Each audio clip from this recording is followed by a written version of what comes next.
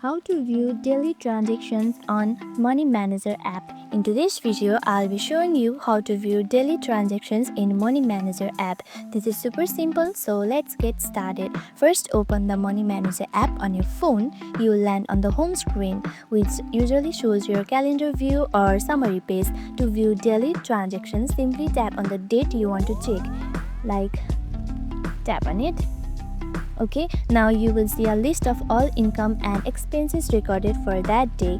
Each entry shows the amount, the category, and any notes you have added. You can see it right here. All of it has been shown here. If you have entered multiple transactions, they will be grouped together under that specific date. Now you can scroll down here and view your transaction histories.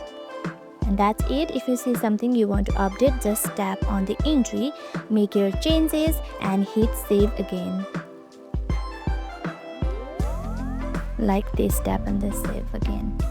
And that's it. You now know how to easily view and manage your daily transactions in Money Manager. If you found this helpful, don't forget to like, subscribe, and tap the notification bell for more money tracking tips.